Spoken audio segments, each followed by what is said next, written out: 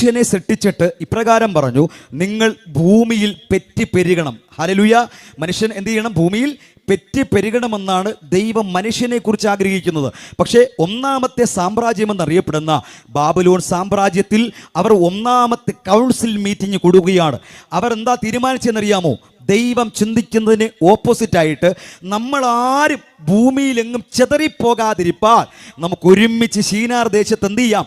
ആകാശത്തോളം എത്തുന്ന ഒരു ഗോപുരം പണിയാം. ആമേൻ. എത്ര പേർക്ക് മനസ്സിലായെന്നറിയത്തില്ല. ദൈവത്തിൻ്റെ ഇഷ്ടമെന്ന് പറഞ്ഞാൽ മനുഷ്യൻ ഭൂമിയിൽ മുഴുവനും പെറ്റി പെരുകണമെന്ന് ദൈവം ആഗ്രഹിക്കുമ്പോൾ, ദൈവത്തിൻ്റെ ചിന്തയ്ക്ക് ഓപ്പോസിറ്റായി ഭൂമിയിലെ ഒന്നാമത്തെ സാമ്രാജ്യം എന്നറിയപ്പെടുന്ന ബാബിലോൺ സാമ്രാജ്യത്തിൽ അവരെല്ലാവരും കൂടെ ഒരു കമ്മിറ്റി കൂടി തീരുമാനിക്കുകയാണ്. ഒന്ന്, നമ്മളാരും ഭൂമിയിലെങ്ങും ചെതറി പാർക്കാതിരിപ്പാൻ നമുക്കെല്ലാവർക്കും ഈ ശീനാർ ദേശത്ത് ഒന്ന് ഒരുമിച്ച് കൂടണം. രണ്ട്, അവരുടെ ചിന്തയെന്ന് പറഞ്ഞാൽ, രണ്ട്, ദൈവം ഈ ഭൂമിയെ തീക്കായിട്ട് സൂക്ഷിച്ചിരിക്കുന്നു എന്നാണ് വേദപുസ്തകം പഠിപ്പിക്കുന്നത്. പക്ഷേ അവരെല്ലാം കൂടെ ഒരു തീരുമാനം എന്താണെന്നറിയാമോ? നോഹയുടെ കാലഘട്ടത്തിൽ ഉണ്ടായി, ജനം മുഴുവനും നശിച്ചതുപോലെ ഇനി ഒരു പ്രളയം വന്നാൽ നമ്മളാരും നശിക്കാതിരിപ്പാൻ ആകാശത്തോളം എത്തുന്ന ഒരു ഗോപുരം പണിയാം. Praise the Lord. രണ്ട് തീരുമാനങ്ങൾ. ഒന്ന്, നമ്മൾ ഭൂമിയിൽ ചെതറിപ്പോകാതിരിപ്പാൻ നമുക്ക് ഒരുമിച്ച് കൂടാം.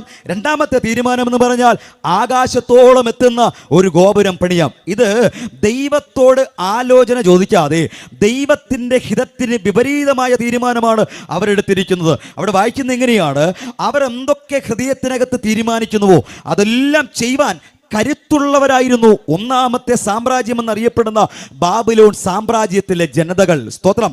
ഇന്നും ഈ കാലഘട്ടത്തിൽ നാം നോക്കുമ്പോൾ ദൈവത്തെ കൂടാതെ, ദൈവഹിതമില്ലാതെ നമ്മുടെ ഇഷ്ടപ്രകാരം നമ്മൾ എന്തൊക്കെ പടുത്തുയർത്തുവാൻ ശ്രമിച്ചാലും അതൊരിക്കലും നിലനിൽക്കത്തില്ല എന്ന് ലോകത്തിലെ ഒന്നാമത്തെ സാമ്രാജ്യം വിളിച്ചറിയിക്കുകയാണ്. എന്താണ് അവിടെ സംഭവിച്ചത്? അന്ന് വരെ ഭൂമിയിൽ ഒരു ഭാഷയായിരുന്നു എല്ലാവരും സംസാരിച്ചുകൊണ്ടിരുന്നത്.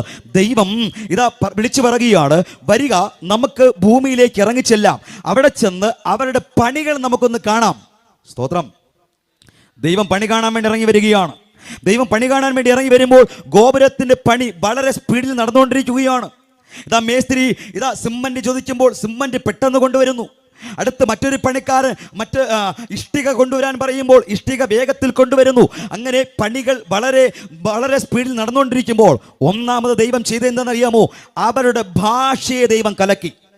കരമുയർത്തി കർത്താവിനെ സ്തുതിച്ചേ. ഭാഷയെ കലക്കിയപ്പോൾ കട്ടയെടുത്തോണ്ട് വരാൻ പറയുന്നവൻ ചുറ്റിക എടുത്തോണ്ട് വരികയാണ്.